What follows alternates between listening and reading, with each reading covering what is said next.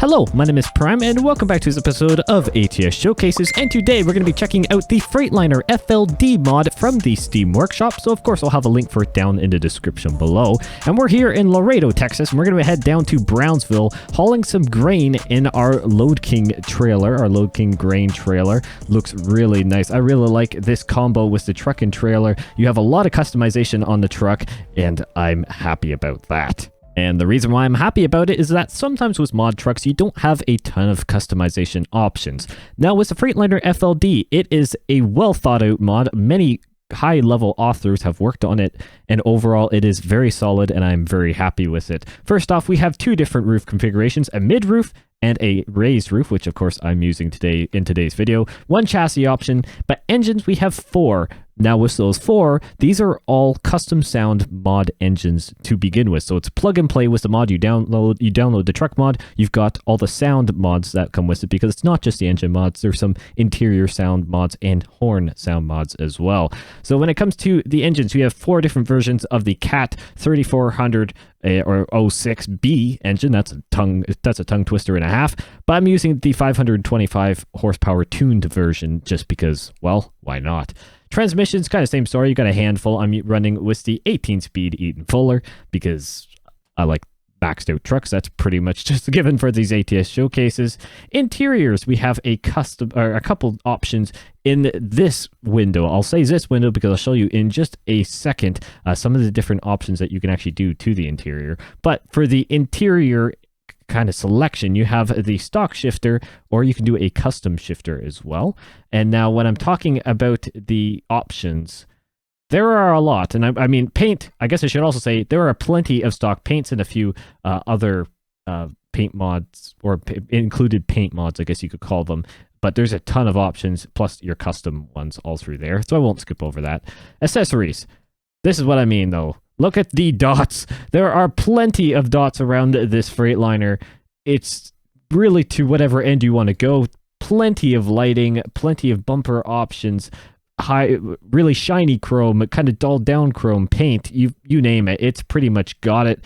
A ton of options. And interior-wise, it's really along the same story, but you can choose different wood grains and outlines for some of the dash features themselves. So you could go a classic dash, you could go a white oak dash, a red dash, a mahogany, and the mahogany orange as well. Overall, I must say that the modders did a great job with the Freightliner FLD. Tons of customization, and to me, that's always a win in my books. Now, before we get moving, let's start up this Freightliner FLD and let you guys hear the beautiful sound sets that are included with this truck.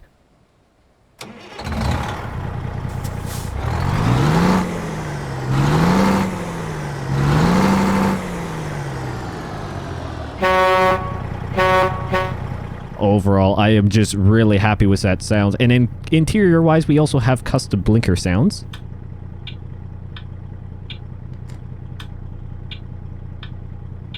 Or at least as far as I can tell. Maybe I'm just going crazy, but overall, I truly believe that these sound mods are really, really quite lovely. The CAT engines just sound really nice overall, and it's a really nice addition to have those custom sound mods as part of the truck. So let's get rolling here. Hopefully everyone is doing well. I certainly am. Let's talk about a few things, because SCS Software have, well, teased and also released some things about, well, Oklahoma and also the future of American Truck Simulator in the different things that will be coming. Starting off, let's talk about Oklahoma. Well, it's no surprise, and I guess we can go around this way. I think it's technically how we're supposed to go back out. Overall, I must say it is going to be really nice whenever Oklahoma does come. Screenshots so far are looking really quite nice. Thank you to everyone who has been either DMing me or replying on the video of the Guess Where We Are Prime News. I don't really know a whole lot about Oklahoma, but it is really nice to see the community reaching out to me, whether it's via Discord, Twitter, so on and so forth, or just commenting on the video. It's really nice to see the interaction there, and also for you guys to tell me whoa, truck! Kenworth, what are you doing, bud?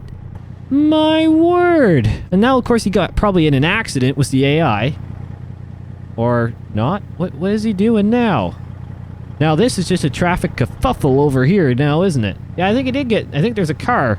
Yeah, there is. There's a Mustang or something, Charger or something down in there. Oh man, he's gonna hit me. Get out of the way! Back up! Oh man, the AI are just going insane. And I didn't even cause this one. Accident avoidance at its best. Finally, Prime actually did something half decent. Okay, well, I'll get back to you guys whenever they finally figure their lives out here, because this may take a second. Well, that was interesting. I'll tell you that much. It took actually a little bit for them to figure their lives out there, and actually the one car actually just despawned, so that was interesting. Nonetheless, what was I talking about? Oklahoma, yes. Oklahoma, whoa, that's the wrong button on there. Sorry for that. That would have thrown you guys all sorts of off. Oklahoma, what a lovely DLC. Looking truly incredible so far. SE Software, of course, is doing a wonderful job on it, and I'm just so happy to see the continued evolution of it. But let's listen to this cat engine roar away, pulling this grain with the Freightliner FLD.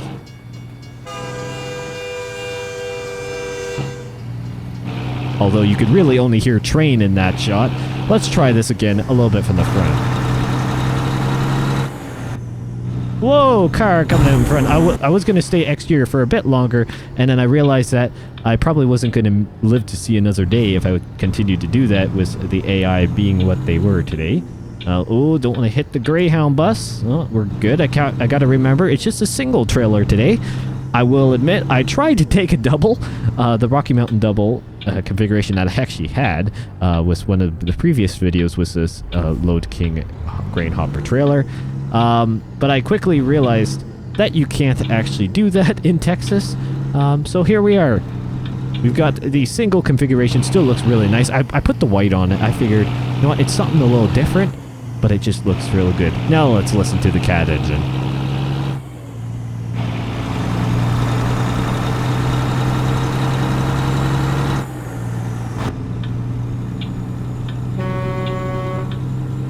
What a lovely sound set. I'm always a sucker for some pretty good sound mods, and obviously realism is one thing, but just how clean they are. I haven't had any issues with this sound mod with potential clipping or anything, no matter what my sound settings are. Some mods in particular, some sound mods that I have used or some that have been included with trucks, I really have to play around in my sound settings and mess a lot of stuff up to try and, well, get it so it doesn't sound, well, bad. Let's just call it at bad.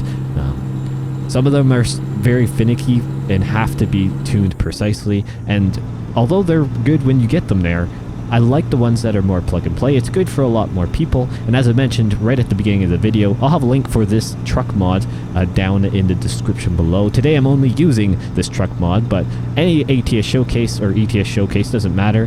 Whenever I'm using mods, I'll have them just below or right near the top-ish of my descriptions, and any mods that I'm using in that particular video will be linked there. I normally don't forget to include anything, but let's use some engine braking. Maybe some normal braking too. We'll try and do another engine brake here. Why don't we get over in the left lane? I think we have to turn left anyways at some point. Oh.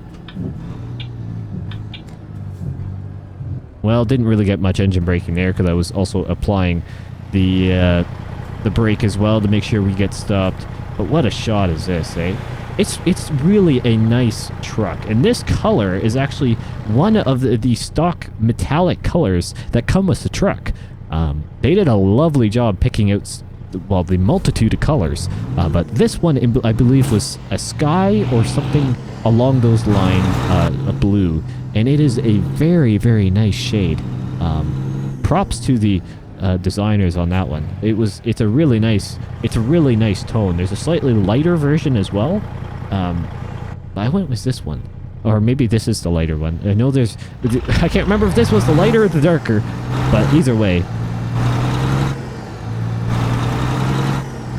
It's a beautiful truck nonetheless. The chrome accents, I mean, I'm a pretty, you know, for those who've been around a while, you know, I put chrome just about on any truck if it makes sense, and it just looks so good with the white trailer as well.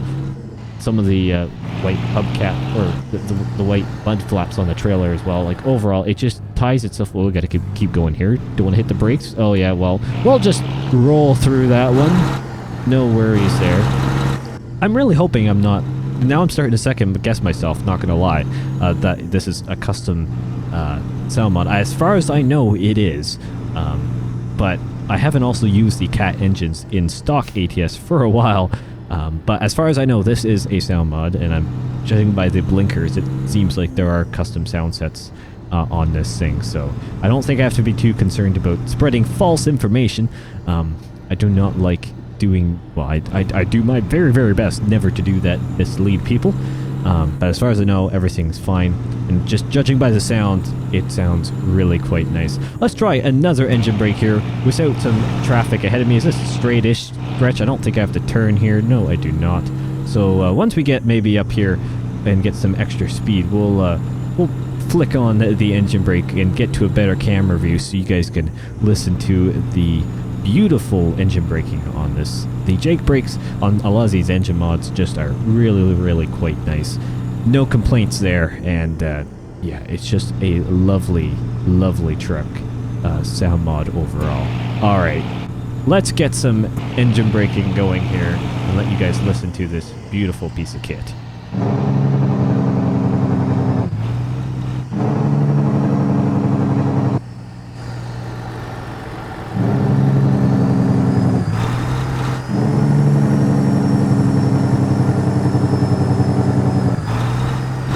Pretty good if you ask me. It's some of these engines have a more aggressive engine braking, and same with the sound. But overall, I found the cats not to be, I don't know, it's in a lot of the sound mods they haven't been overly aggressive. A lot of the Cummins are pretty brutal. On I think that's the best way to put it. I don't know. That's my 2 cents.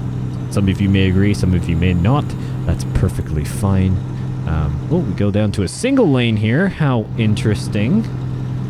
It's kind of like goes. I guess we're kind of going from a divided highway into a standard road, which is really quite neat. Never know quite how fast I should drive on these things, even though on these roads, even though the speed limit says, I believe, 70. Yep, it does in the GPS. You know, it sometimes feels really fast for these trucks. I don't know. Maybe that's just my thought. Maybe it's my confidence level, I don't know. Sometimes it feels a little weird. Speaking about some trucks in general, that was going to be the other thing I was going to talk about. The future of ATS between the Christmas stream that SES Software always does and an extra blog post that they put out about a visit to the PACCAR Technology or Innovation Center in the US. And for those who don't know, PACCAR is the parent company of Kenworth and Peterbilt trucks. That is big news. As far as I know, in the Christmas stream, and hopefully I'm getting this correct, they did give teasers or / kind of confirmation that they would be doing reworks of the current trucks and also bringing in some new ones in the Peterbilt and Freightliner, or Peterbilt and Kenworth. There we go. Get the prime brain into gear there. Peterbilt and Kenworth fleet. That is really big news and something that we've been waiting for an immense amount of time to hear about. The rework of, for example, the W900 is something that's long overdue, and for that matter, all the Kenworth and Peterbilt trucks that are stock in ATS. Not to mention the new trucks that will want to come, like for example, I'm going to imagine the T680, well, I guess next gen, but I'm going to assume that will just be updated. You know, there's so many new trucks and models that can come to the game from the PACCAR group. It's just a matter of getting them in, and those are the trucks that assumingly will be coming very soon. There's also the very good chance that there'll be some legacy trucks as well. Keep in mind that, for example, the International 9900i, as far as I am aware, they stopped making that truck a few years ago, if not many years ago. But it was introduced to ATS to help let's see if I can speak. Diversify, there we go, the international lineup. It's a really neat idea to bring in some of those older trucks, and to be honest, some of the older trucks, and especially truck mods, for example, older truck mods, are some of the most popular mods for American Truck Simulator. If you look at some of my most popular videos, I know the Freightliner Cascadia introduction was really high up, but overall a lot of people have reacted well with the older style trucks. It's really, really neat. And for example, the FLD, this is an older style truck, and it is now one of the most popular trucks, or at least as of right now, on the Steam Workshop for ATS. At least that's how I found it. I was looking through the popular and most in up and rising popularity sections and found this. It was right near the top of the list. Overall, I am very happy to see the direction SEO software is going, of course with the new stuff and the older stuff as well.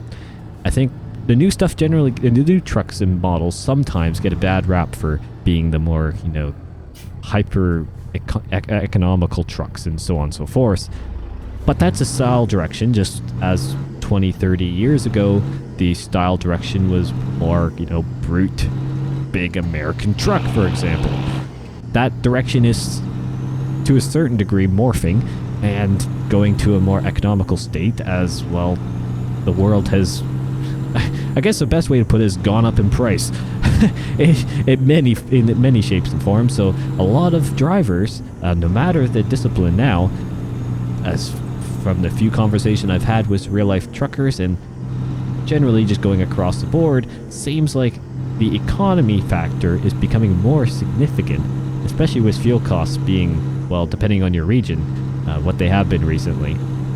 Definitely is not any better from what I could tell for diesel.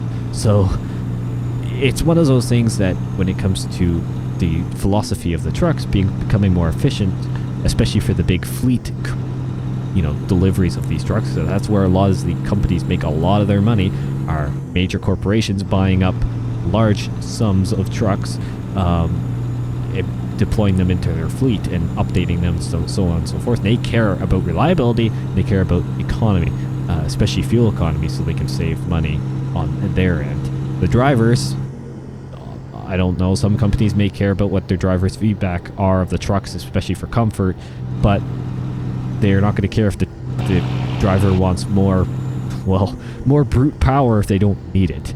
So that's one of those things that the design trend is going one way, but there's still a lot of people that prefer aesthetically another way. Oh, we've discovered McAllen. Cool. Overall, I'm really happy to hear that SEO Software has visited the innovation, I believe it's Innovation Center, maybe it's Technology Center, or maybe it's a bit of both, over in the US. I know they went to a few different places. And overall, it is just really nice to hear that they're going to be doing more on the Kenworth and Peterbilt side of things. We've had a lot with the, well, I guess the Freightliners, the Internationals, Western Star, because they are all part of the Daimler group, which makes sense in some ways. SEO Software has been able to introduce some new trucks along with the real-life counterpart while working with them. So when you get those contracts and getting, oh, there's been an accident on the other side of the highway. That's never good. Spilled gravel by the looks of it. You get these basically cooperations between real-life companies, well, between the real-life truck companies and SEO Software doing it virtually. It's really cool to see that, and it's really cool how the kind of market side, for especially the bigger companies, big truck manufacturers, have kind of moved to, you know, including these simulation games. They're realizing how is significant, well, for example, American Truck Simulator, and same for Euro Truck Simulator 2, how significant the games are in a way of marketing.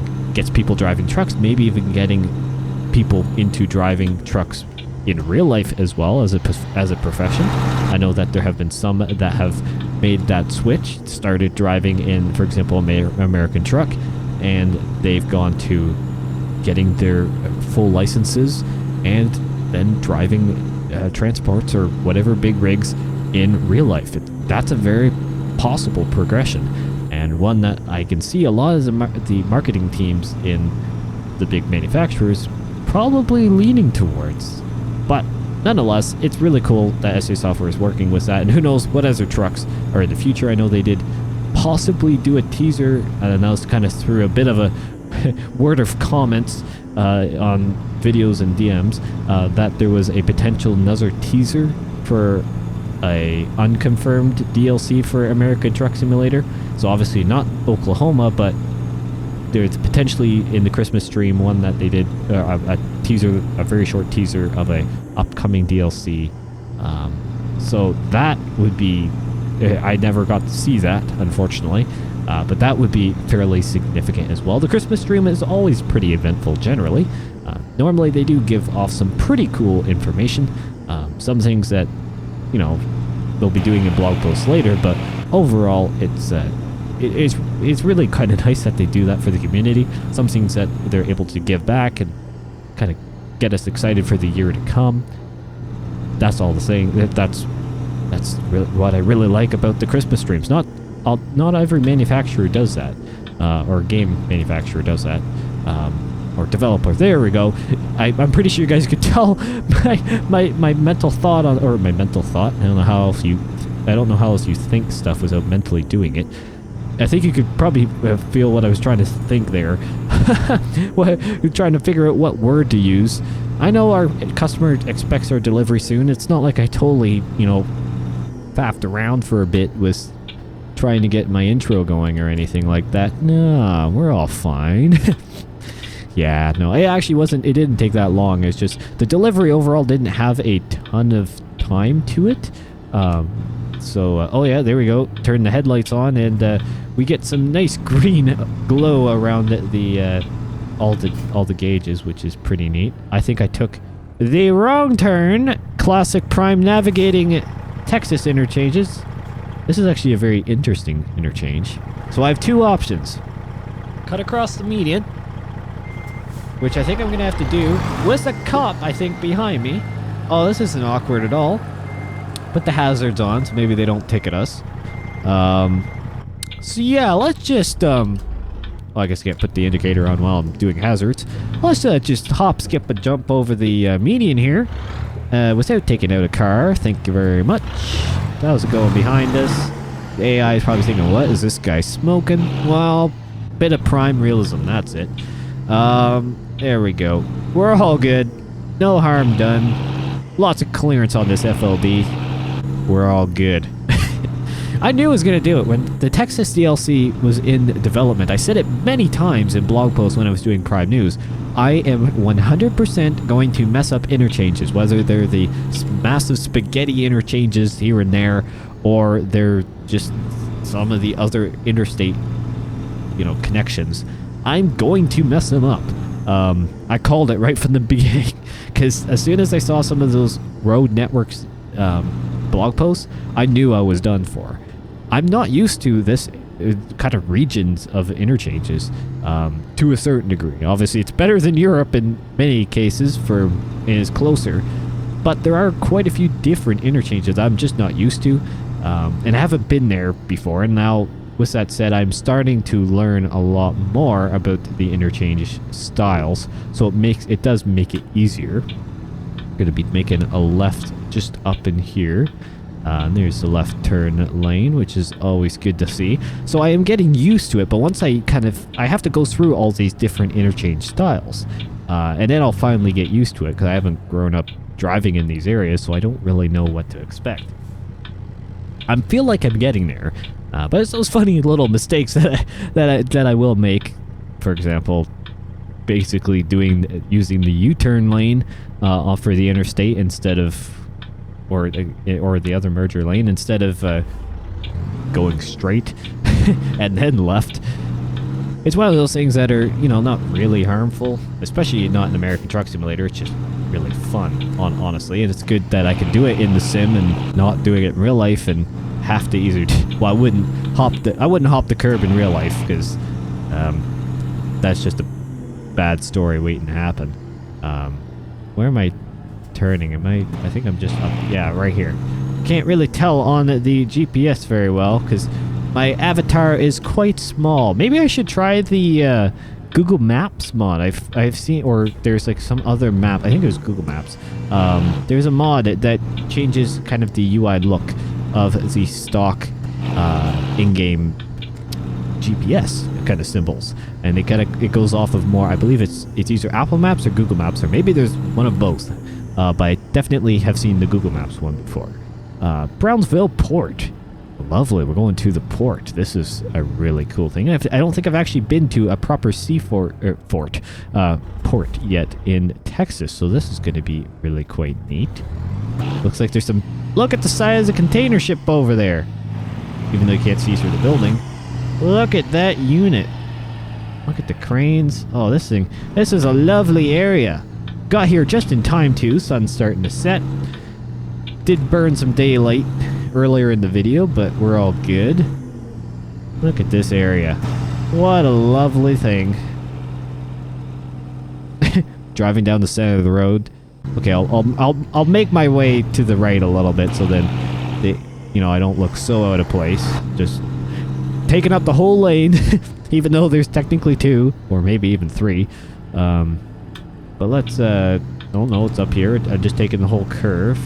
Because if that way goes into the water, probably not the best way to send this grain off. Just drive the truck off the edge of the dock into the water. That would be a very, soggy adventure, that's for sure. It'd be expensive too, trying to get that out. Are we actually delivering this straight to the ship? That would be cool. Look at this. Now this is a complex and a half. I'm liking this. What a lovely area. All the cranes, the massive ships. This is kind of stuff that you saw in the blog post, but I haven't been able to go to yet, and I'm very happy that I've been able to head over here for this delivery. I'll tell you, the job kind of explorer, I can't remember what we called it, the cargo network explorer, whatever thing, like it's saved my day in these videos. Being able to go to the from the map view, look at the different cities and what they offer is pretty impressive. Or it's very handy, I guess to say. It is impressive, but it's also exceedingly handy to be able to tell. I'm going to wait for the train here. To be able to tell what cargo types are offered in the different cities. And, cargo browser. There we go. Found it. Somewhere deep in my brain, found it. The prime brain of just confusionness. There you go. That's a word for you. Should I drive around, or do I just try to reverse this thing in? I do not know. I don't even know if I can drive around. I've made that failed attempt many times before. I guess we can kind of go around here. I don't even know where we're supposed to be dropping this off. We probably should have gone the other way, but actually, in many ways, this is actually the smarter way, because look at that. I can reverse right up into here and just make my life so much easier than if I would have gone around the other way. I would have done a blindside reverse, which I would have absolutely loved. That's very sarcastic. But let's get this thing backed up here so they can unload the grain somehow from this from this regular receiving door. I don't know how they're going to do that. Put a pump out the back of the truck somehow, like our back of the grain trailer. Just suck it out. I don't know. Like a grain vac. Just put it into the back little port of the trailer. I don't know. Don't think that's how they do it in real life, but let's get this thing reversed up into this joint and say thank you for watching this video. It's going to be good enough. As long as it's generally close. That's all I can hope for. Or all I can hope for. Yeah, I don't know how they're going to receive this massive thing of grain. And of course the train's dinging in the background as I say thank you for watching this episode. What a lovely truck. The Freightliner FLD is an amazing mod. Highly recommend it. Of course, link down in the description if you want to check it out. Overall, I just really love how packaged. I think that's the best way to describe this truck mod. It's well packaged, has your sound mods, has the beautiful aesthetics and customization options. Everything works really well, doesn't have a performance impact. It's just well buttoned up. Thank you, Train Horn. Thank you very much. Try to do an outro here. Classic. Anyways, thank you guys so much for watching. I've got so many cool things coming to you guys now. Man, that train is adamant. I'm not going to let it ruin my day easier. But nonetheless, thank you all so much for watching, and I'll see you in the next one.